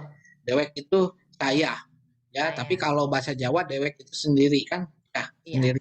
Wekan itu sendirian kan gitu. Nah ini sama juga bahasa Sunda juga sama. Tapi kalau yang urang dan abdi itu bersubstitusi, ya itu tadi betul. Jadi kalau misalnya kita bilang urang kadi itu ya urang itu ada dua makna. Bisa maknanya ke kita sendiri, bisa diri sendiri, bisa maknanya kita. Iya, betul. Kita itu kalau kita ngajak kita bilang urang, yuk urang ka ditu yuk. Nah, urang ka ditu yuk, ayo kita ke sana yuk. Nah, Iya. itu kata urang. Iya. Terus kita bilang, urang mah teu meunang ku indung urang. Nah, gitu ya. Urang Iya. mah teu meunang ku indung urang, artinya saya tidak boleh sama sama mama saya, sama ibu saya. Nah, itu Iya. urangnya ke kita beda. Betul. Jadi kalau kita ngajak urang ka ditu yuk, jalan-jalan. Nah, kita ke sana yuk, jalan-jalan. Dia balas, urang mah teu meunang ku indung urang. Nah, indung urang itu artinya ibu saya. Saya nggak boleh dengan sama ibu saya gitu. Nah, itu biasanya memang ke teman-teman gitu. Ya. Iya. Tapi kadang-kadang abdi pun ya kadang-kadang kadang-kadang dia muncul gitu ya. Iya. Tapi abdi itu kadang-kadang ada yang jelas menyebut abdi, ada yang bilang abi. Iya, D-nya abdi mah hilang. beda ya. Iya, Nah, D-nya hilang betul. ya D-nya hilang. Kenapa? Karena mungkin susah juga melafal-lafalan dan gitu. Nah, orang Sunda suka bilang abi. Abi itu saya juga gitu. Abi mah sekali itu kamari jeung saha jeung itu atuh mah teu bebeja ka urang gitu. Nah, itu biasanya abdi itu saya. Misalnya abi da geus meser acu. Nah, saya udah beli baju. Terus temannya bilang, nah tuh jawab ke orang, nah kenapa nggak ngasih tahu ke saya? Nah orang gitu, jadi loncat-loncat gitu, ya antara orang abdi itu bisa digunakan untuk sehari-hari. Tapi memang kalau orang untuk orang dewasa nggak bisa, biasanya abdi atau abdi, gitu, ya. Nggak boleh kita misalnya orang itu, tapi kalau mengajak boleh. Ajakan tadi boleh, itu netral, mau sama orang dewasa, mau sama itu, boleh kita bilang orang. Ya, kalau ke orang dewasa misalnya teh kita bilang orang jalan-jalan yuk. Nah, ayo kita jalan-jalan. Kurang di situ maknanya karena kita, bukan artinya saya pribadi. Tapi kalau maknanya saya pribadi nggak boleh. Biasanya bilangnya ya. Gitu ya. Jadi fenomena bahasa Sunda itu dipelajari mudah-mudah, gampang-gampang susah, gitu ya. Kalau orang yang nggak terbiasa ya pastinya kasar. Biasanya itu yang saya tahu ya. Yang saya tahu itu dan lucu gitu. sering kali kalau dengar orang kan baru belajar bahasa Sunda lucu, ketawa-ketawa gitu karena bacanya juga kan kadang-kadang agak susah ya gitu dibaca tuh baca teks gitu. Apalagi orang Jawa kan tetap apa namanya D dan B-nya itu meledak ya. Iya betul. Tuh, biasanya kita tuh agak sekarang ya ketawa. Terus logat juga kan nggak bisa Logat hilang. ya, berbeda ya. Dan Nah. banyak ini ya Pak Adi, EU ya kalau di Bandung mah ya, di Sunda Nah. Ciberem, Cihideng. Nah itu orang yang nggak bisa kan Cihideung, Cihideung, nggak ada Cihideung ya. Susah itu. Cicahem, Cicahem itu ya. Agak susah ya. Ya atau Cicahem bukan Cicahem.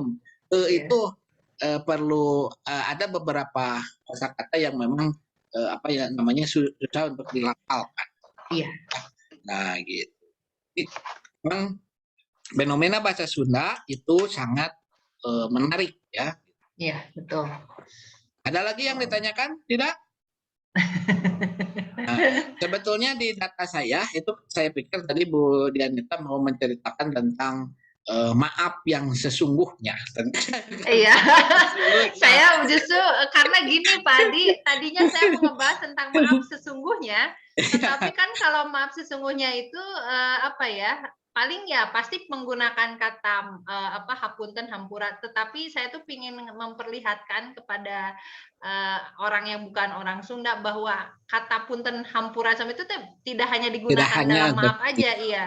Jadi jangan kaget gitu kalau tiba-tiba ada yang punten gitu. Kenapa dia minta maaf gitu. Tadinya sih iya mau ini, tapi kata saya kayaknya maaf mah udah tahu Pak, pasti menggunakan ya. Nah, cuman kalau konteksnya bukan meminta maaf, di sepada saya tempelkan sebetulnya maaf sesungguhnya, tapi tidak apa-apa lah ya. Maaf sesungguhnya. Kita bahas sedikit ya, kan sambil nunggu 2:30 lah ya kita berakhir. Tapi kita lihat ya. Ini sebetulnya ada juga video yang saya ambil dari Mario Teguh juga, gitu ya. Karena saya pikir, ini mungkin maaf sesungguhnya gitu ya. Nah, bukan maaf sesungguhnya Pak Adi.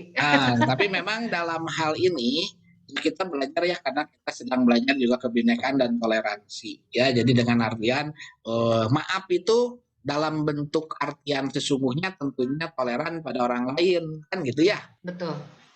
Nah, jadi ini ada sedikit simpulan untuk refleksi 2 minggu ke belakang itu ya. Jadi sini ada ada quote ya atau kutipan dari Mahatma Gandhi di situ. Orang lemah tidak pernah bisa memaafkan karena memberi maaf hanya dapat dilakukan oleh orang yang kuat. Berarti orang Sunda itu ciri kuat sebetulnya. Iya, karena punten saja ya. Tiap saat menggunakan kata maaf ya gitu. Iya, punten maaf ya. Nah, jadi di sini kita lihat bahasa itu adalah hasil budaya suatu masyarakat yang kompleks dan aktif. Bahasa dikatakan kompleks karena di dalamnya justru tersimpan pemikiran-pemikiran kolektif, semua hal dimiliki oleh suatu masyarakat. Katakan aktif itu karena bahasa terus berubah sesuai dengan perkembangan.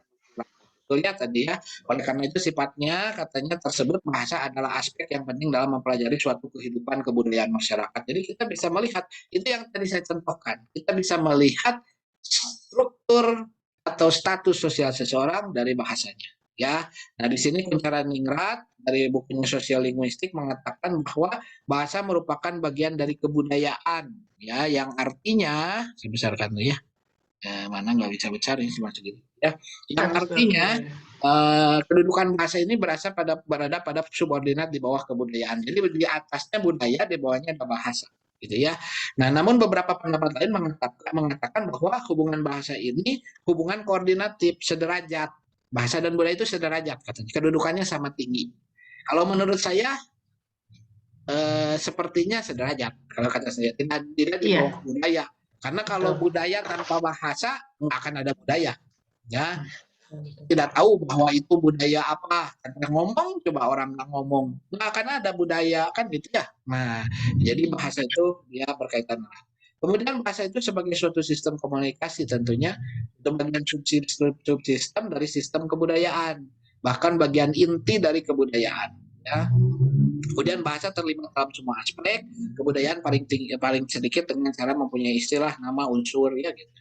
Nah, pembelajaran budaya suatu masyarakat hendaklah mengutamakan unsur-unsur bahasa dalam masyarakat tersebut. Budaya dan bahasa merupakan hal yang saling berkaitan erat. Untuk belajar suatu budaya kelompok masyarakat, seseorang harus menguasai bahasa kelompok masyarakat tersebut, betul. Nah, ini tadi yang diajarkan oleh Bu Dianita. Maka untuk tahu orang Sunda karakternya seperti apa, kita perlu belajar bahasa Sunda. Ya, kita perlu tahu, begini cara supaya dihormati dengan ini pasti harus bisa sedikit banyak bahasanya. Ya, karena tadi ketika kita lewat, orang Sunda sudah terbiasa kita harus bilang punten. Kalau nggak bilang punten, dianggapnya nggak sopan, gitu ya. Kalau lewat orang itu ya tadi nanti ya basa-basi istilahnya ya. Meskipun kita nggak kenal punten, dia pasti akan jawab mangga.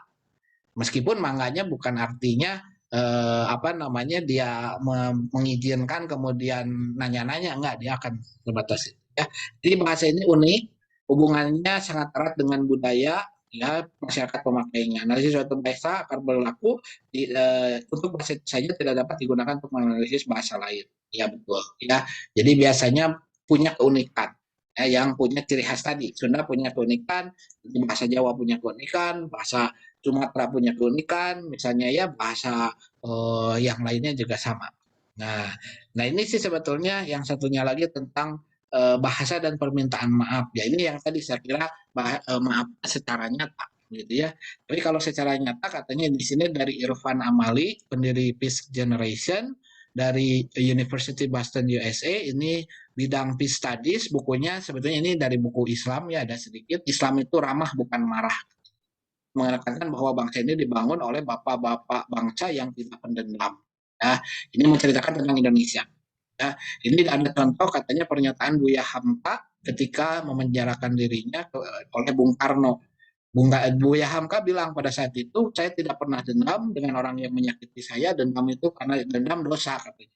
Selama 2 tahun 4 bulan saya ditahan, saya merasa semua itu anugerah yang tidak terhingga dari Allah kepada saya, sehingga dapat menyelesaikan tafsir Al-Azhar, ada tafsir Quran. Ya, bila bukan dalam tahanan, tidak mungkin ada waktu bagi saya untuk mengerjakan dalam menyelesaikan pekerjaan itu.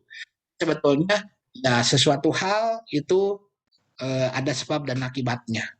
Dan kita mungkin takdir yang sudah ditentukan ya, ketika kita merasa marah ada orang lain, perkataan maaf itu untuk menguji kita. Nanti kita lihat di bawah yang Mario Teguh bilang seperti apa. Ya, kita lihat Irfan Amali mengatakan meskipun secara politik berseberangan, tapi Soekarno juga sama tetap menghormati keulamaan Hamka. Menjelang wafat, Soekarno berpesan, bila aku mati kelak, maka minta kesediaan Hamka untuk menjadi imam sholat jenazahku. Meskipun yang nggak setuju, katanya Buya Hamka ikhlas mewasiatkan Soekarno untuk memimpin sholat jenazah tokoh yang pernah menjebloskannya ke penjara. Nah, Buya Hamka itu nggak punya dendam karena dia tahu katanya dendam itu adalah racun yang terkadang kita senang membiarkan racun itu tetap dalam tubuh kita. Ya, jadi kata Irfan Amali ini di bukunya, kita tidak mau memaafkan orang lain karena beberapa alasan. Yang pertama, ingin terus mendapat simpati dari orang sebagai orang yang terzolimi. Kedua, agar kita punya alasan marah untuk menyalahkan orang lain yang menyakiti kita. Nah, 3, menyangka kalau kita memaafkan maka kita akan jadi pecundang. 4, kalau memaafkan berarti kita tidak mampu membela hak kita. 5, kalau kita memaafkan berarti memberikan keuntungan pada orang lain yang kita maafkan. 6, mengkhawatirkan orang yang kita maafkan tidak akan berubah perilakunya. Nah ini yang menyebabkan orang sulit untuk meminta maaf. Ya, karena merasa saya kalau minta maaf sama dia gengsi dong. Nanti saya nggak dapat simpati lagi. Wah itu tadi ya. Yang kedua katanya marah ini kalau saya memaafkan berarti saya nggak bisa marah-marah lagi sama dia. Ada yang itu egonya tinggi ya, orang ini kan sedikit ya. Kadang-kadang kalau saya nanti nggak marahan lagi, nggak ramai ini partai saya mau dibawa kemana, nah gitu ya. Kalau masalah partai kan gitu ya. Kemudian menyangka kalau kita memaafkan maka kita yang jadi pecundang. Ada yang gitu. Kadang-kadang kan saling tunggu ya. Orang seringkali begitu untuk meminta maaf itu saling tunggu gitu. Tunggu aja dia dulu apa saya dulu, ya dia dulu lah yang harusnya minta maaf, sih saya minta maaf sama dia kan gitu ya. Kadang-kadang kita takut dianggap pecundang. Kemudian kalau memaafkan berarti kita tidak mau mampu membela hak kita. Ya itu tadi ya, kalau sudah marah kemudian marah itu tanda defense kalau dalam bahasa ya, artinya mencoba mempertahankan diri. Nah, orang kalau kucing mempertahankan diri, ya dia mungkin mencakar gitu. Kalau orang manusia mempertahankan diri dengan rasa marah itu. Ya, jadi dia ketika marah artinya ada sesuatu yang merasa yang dia terganggu artinya dan dia marah gitu ya. Nah, kemudian kalau memaafkan ada juga memberikan keuntungan pada orang yang kita maafkan. Ya ada ini pokoknya saling tarik ya. Iya. Halnya kita lagi tarik tambang, orang yang lagi bersih tegang itu kan nggak mau ngalah gitu. Nah, padahal katanya kalau menurut Irfan Amali ini, justru kalau kita memaafkan, kita itu mengangkat derajat kita sendiri dari korban objek menjadi subjek pelaku pemaafan. Orang yang tak mau memaafkan berarti dia menikmati posisi jadi korban. Sebetulnya yang jadi korban itu bukan orang yang marah itu bukan, tapi diri sendiri yang jadi korban. Ya nanti ada itu juga sama. Kemudian dengan memaafkan kita menghancurkan dendam yang mungkin bisa jadi senjata balik. Kita memutuskan untuk tidak menyimpan racun atau dalam tubuh kita dan tidak terjerumus pada posisi yang sama dengan pelaku. Iya betul. Ya kalau kita mikir kalau kita nggak memaafkan orang lain, gitu ya artinya kita menyimpan dendam kan. Nah dendam inilah yang menjadi biang penyakit ya stres ya. Terus panasan ya gitu. Panasan. Stroke Stroke betul Pak. ya gara-gara itu darah tinggi stroke ya nah ini juga ya terus kalau demikian kalau kita tidak bisa memaafkan artinya kita sama-sama ada pada posisi seperti dengan pelaku itu betul ya karena kan kita nggak mau mengalah gitu ya.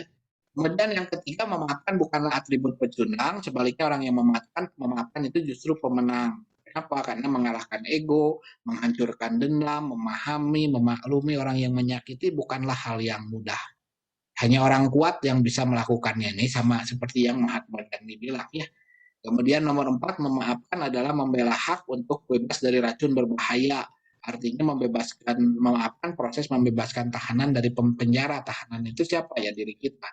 Kemudian menurut Lawana Blackwell, memaafkan adalah tindakan unik karena mendapatkan manfaat terbesar adalah orang yang memaafkan berupa kebahagiaan dan memaafkan adalah keputusan kita dengan diri sendiri untuk hidup merdeka. Jangan berharap banyak dengan memaafkan akan mengubah perilaku orang yang kita maafkan. Betul. Maafin aja sudah. Karena soal karakter beda lagi. Ya betul ya. Nah, kadang kan kita berharap ketika sudah dimaafkan orang itu baik pada kita atau gimana ya belum tentu ya. Tapi setidaknya kita membuang yaitu duri dalam daging itu istilahnya. Ya kalau kita sudah ini daripada berat kan terus kepikirannya sudah lepaskan. Nah, sikap toleransinya kita lihat harus dibangun dalam diri manusia itu sendiri dengan dasar kemanusiaan. Kita sadari bahwa tidak ada manusia yang sempurna, sempurna itu hanya milik Tuhan, maka tidak ada alasan untuk tidak dapat memaafkan kesalahan orang lain, sementara kita sendiri juga bukanlah manusia yang sempurna ya, karena pernah bersalah dan tak luput dari kesalahan yang tanpa disadari. Nah ini kalau maaf secara sesungguh begitu ya. Nah ini ada dari Maria Teguh yang menarik nih, ini ada 1 menit, yang ini ada 5 menit. Kita lihat lah ya, hanya baru setengah 3 kurangan ya. Lihat sedikit. Ini dari Mario. Nah, saya share-nya belum ada suaranya. Sebentar. Share screen, share sound, share. Nah, ini sedikit banyak buat tiap pembelajaran lah ya.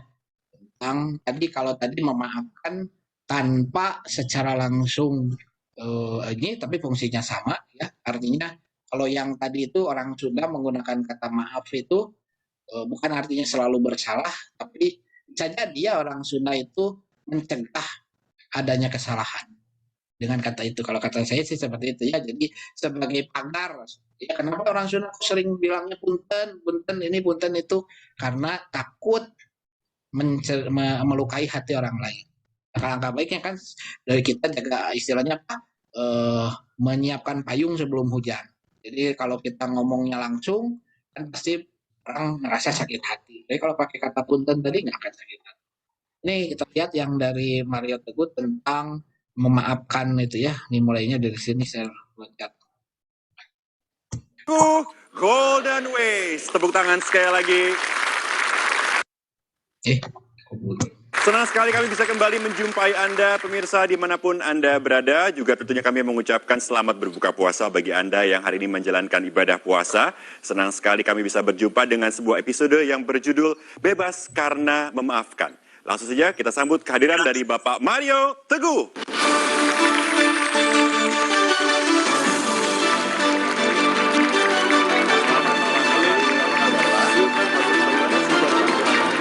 Terima kasih. Silakan duduk. Sahabat-sahabat saya yang super, apa kabar? Assalamualaikum warahmatullahi wabarakatuh. Salam sejahtera bagi kita semua dan mudah-mudahan program ini menemui Anda semua dalam kedamaian dan kesehatan. Amin. So, bebas karena memaafkan. Berarti ada yang memenjara kita. Berarti ada yang sedang menjadikan kita sandera, yaitu kemarahan. Hampir tidak ada orang yang tidak marah dalam sehari. Ya? Ada orang yang sudah 14 tahun marah. Ada yang sudah marah seusia pernikahannya. Yaitu seusia berapa? 40 tahun? Nah, ada orang-orang yang sedang memanjakan rasa marah. Yang memenjaranya. Karena marah itu nikmat. Marah itu memberikan tenaga. Buktinya orang yang marah tidak bisa tidur malam hari. Ya toh, tidak bisa mengantuk. Berarti ada banyak orang yang menikmati kekuatan dari rasa marah untuk melemahkan dirinya, bukan untuk menjadikan dirinya lebih hebat. Nah, hari ini kita bicara tentang marahlah, tetapi tidak menggunakan kemarahan untuk merendahkan diri dan melukai hubungan baik dengan orang lain. Caranya memaafkan, karena memaafkan menjadikan kita pribadi yang betul-betul bebas. Itu bahasan kita malam ini. Super sekali Pak Mario, terima kasih Pak. Pak Mario, bagaimana secara logika Bapak bisa menerangkan sehingga apabila kita memaafkan, maka kita akan mendapatkan kekuatan? Super sekali. Sahabat Indonesia yang super, yuk kita lihat bagaimana seseorang membuat kita marah. Oke, kalau ini dia, itu kita. Yang punya hati adalah kita, ini hati kita.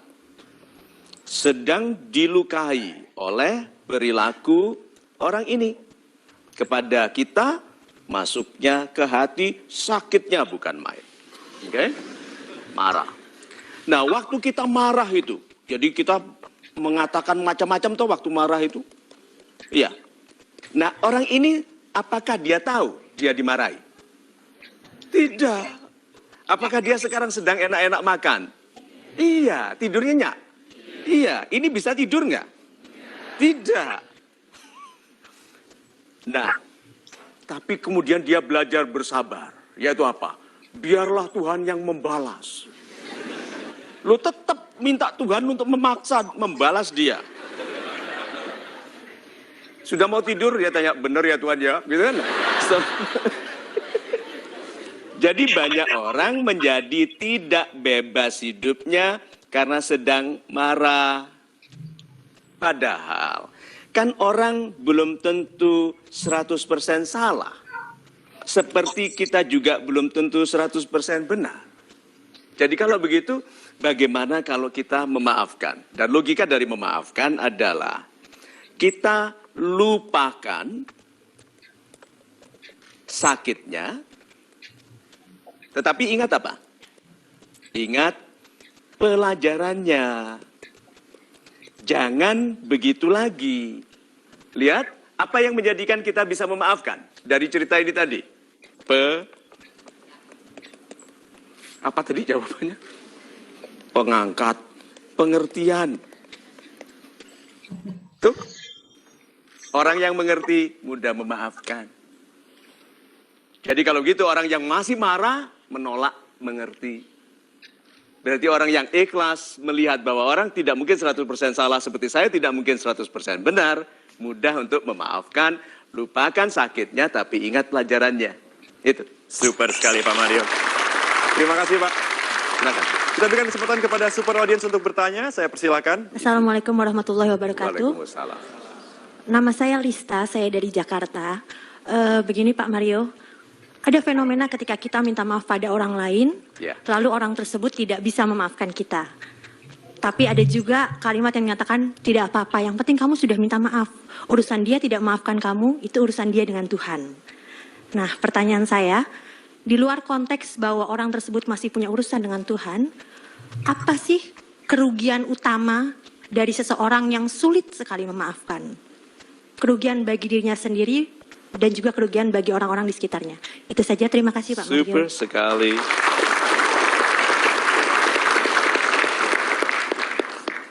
Hati itu bisa dilihat sebagai sebuah pelabuhan. Hati. Nah, pelabuhannya kadang-kadang diisi oleh kapal-kapal yang marah. Gitu. Jadi pelabuhannya ini panas sekali karena semua kapalnya marah, terbakar. Nah, pelabuhan yang diisi kapal-kapal yang terbakar ini tidak mungkin damai. Hati adalah pelabuhan bagi perasaan. Maka janganlah hati Anda gunakan sebagai pelabuhan dari kemarahan. Paling indah itu putuskan hati Anda diisi dengan kasih sayang, dengan cinta, dengan kasih, dengan sayang. Coba. 1 detik kita marah. Itu ada 1 detik waktu kita untuk berkasih sayang hilang. Waktu 1 detik kita marah itu hanya menyenangkan hati kita yang menikmati rasa marah. Waktu 1 detik kita bahagia, mencintai, ada istri yang senang, ada anak, ada murid yang senang, ada atasan yang senang. Coba. Siapa yang Anda untungkan dengan kemarahan Anda? Tanya. Tapi berapa banyak yang akan Anda untungkan kalau Anda menjadi pribadi yang lebih mencintai, mengasihi? Coba. Mungkin nggak ada senyum ramah dalam kemarahan? Tidak, ya senyumnya, ini senyumnya orang marah itu begini. Ini matanya, senyumnya gini. Berarti hati ini demikian sambungnya ke wajah, sehingga orang yang mau wajahnya baik harus membaikkan hatinya. Jangan gunakan hati sebagai pelabuhan dari kemarahan. Super sekali Pak Mario. Terima kasih Pak. Kita break sejenak Pak Mario. Tetaplah bersama kami tentunya selalu di Mario Teguh Golden Ways. Ada orang yang menjadi penyebar cinta. Tingkat cinta itu. Ini jadi dibilangnya seperti itu ya. Jadi kita sendiri yang harus melepaskan. Kalau kita orang lain marah, ya maafin aja. Dengan artian ya tadi ya, dia bilang kalau terlalu itu jadi beban bagi diri kita juga. Nah ini sebetulnya ada satu lagi, tapi waktunya mungkin mau dilihat kah satu lagi? Cukup nggak? Bolehlah satu lagi ya. Nah ini cara menyiasati katanya kalau orang yang, kan kita tahu tadi orang itu karakternya kadang-kadang ada yang like gitu ya. Dan kita gimana nih gitu ya. Nah seperti apa? Ini sebetulnya ada kaitannya dengan tadi cara melepaskan supaya cara kita melawan orang yang bikin kita marah, kurang lebih seperti itu ya kalau yang ini.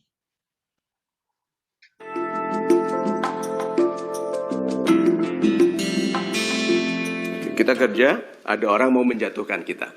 Ini di atas atau di bawah biasanya orang-orangnya? Dua. Kalau di atas, itu atasan yang tidak amanah, sebaiknya ganti atasan. Yang kedua selalu di bawah, nggak ada seimbang, selalu di bawah. Selalu orang yang khawatir kita mengalahkannya.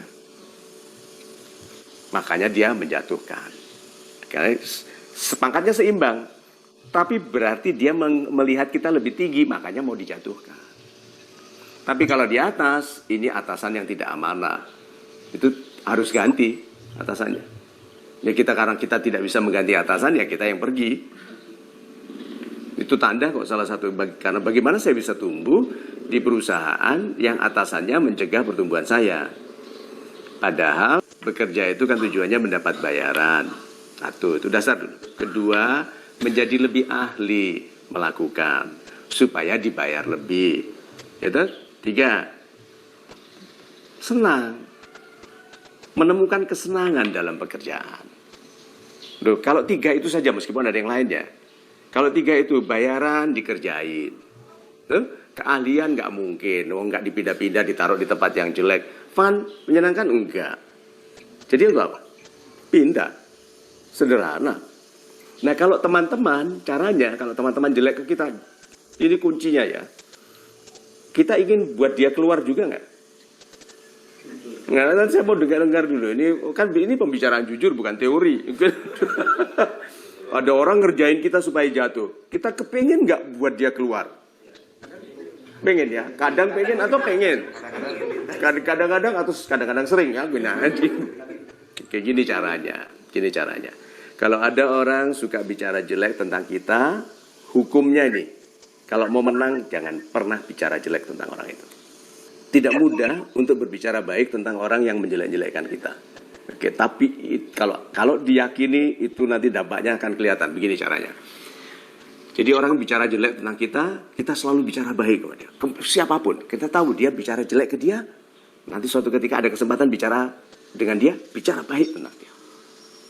Dia satu kelompok, dia bicara jelek tentang kita, tunggu. Dia nggak ada, kelompok itu dia tetap bicara baik tentang dia. Kalau nggak ada dia, saya nggak bisa apa-apa. Dia banyak ngajarin saya. Nasihat tentang saya tentang masa depan bukan main. Iya atau tidak, cerita baik. Itu dia sangat membimbing saya. Dia tulus sekali. Saya menghargai sekali ketulusannya. Dia bicara sama atasan, kita bicara sama atasan. Bapak terima kasih, saya bersyukur sekali Bapak tempatkan saya satu tim dengan dia. Dia sangat membimbing sehingga saya bisa mencapai keahlian yang lebih baik sekarang Pak. Karena bimbingan dia. Nah, sekarang saya tanya, apa kesannya semua orang?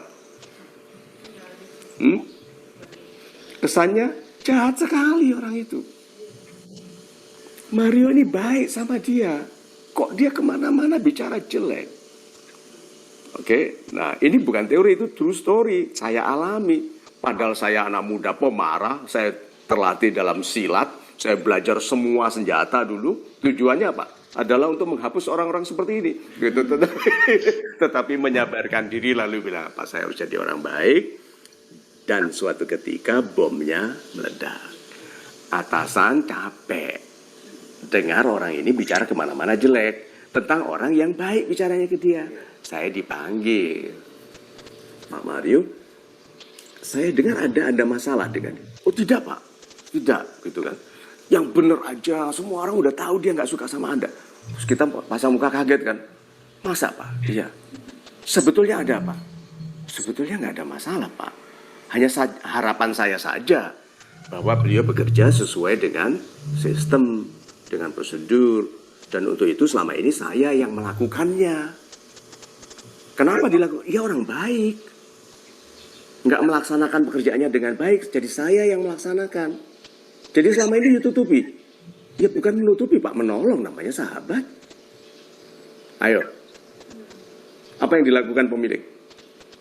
Pecat. Itu loh. Waktu dia diberhentikan, saya tetap datang salamin dia. Gitu, orang lain lihat di Mario baik sekali. Dan orang bilang apa? Orang ini yang bermasalah. Nah kalau saya ikut marah, ikut menjelekkan, ada dua orang tidak baik. Hah? Itu loh. Jadi judulnya adalah menyiasati orang yang berbicara buruk di belakang kita. Cakep kan?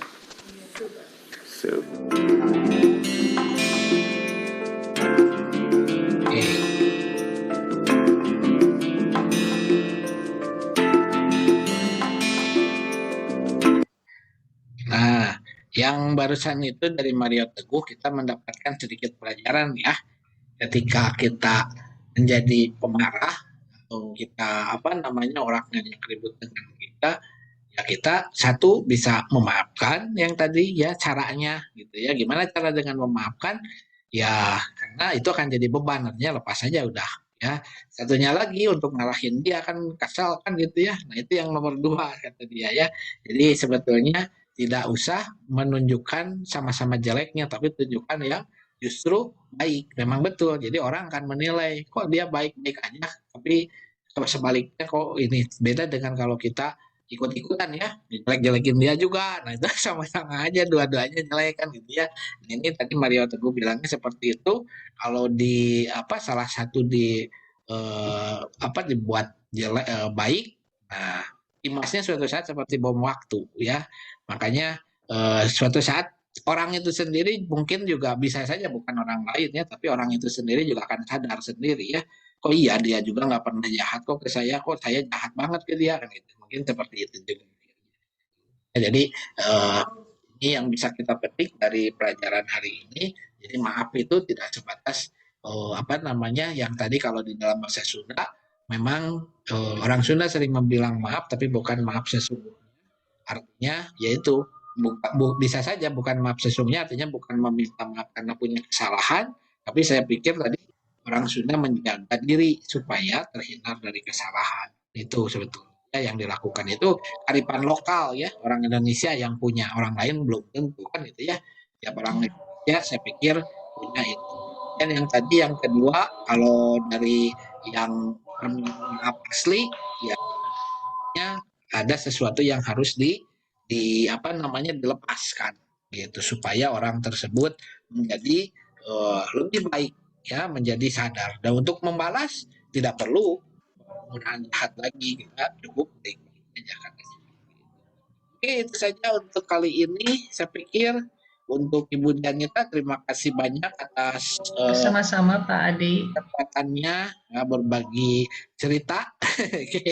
Nah, yang lain kita seperti biasa besok akan lagi dengan modul Nusantara. Masih pagi ya, minggu besok masih pagi jam 9 sampai 11. Kita mulai yang siang itu di tanggal 7, 6, dan 7 karena saya ada kelas bidik misi di pagi hari ya, mungkin saya baru bisa ngajar siangnya begitu ya. Jadi besok tetap ini, kemudian temanya presentasi, jadi masing-masing menggunakan wilayahnya sendiri ya, tentang potensi yang ada di wilayahnya juga atau budaya yang ada di wilayah juga ya, yang menarik aja ya. Mungkin besok saya minta Adani untuk membantu presentasi ya, untuk nanti masing-masing mendapatkan bagian untuk menjaga. Itu saja dulu. Terima kasih banyak atas perhatiannya. Terima kasih banyak Ibu Dianita untuk sama-sama Pak Adi. Assalamualaikum warahmatullahi wabarakatuh. Waalaikumsalam warahmatullahi wabarakatuh. Irfan ajunkan jempol. Oke. Itu saja.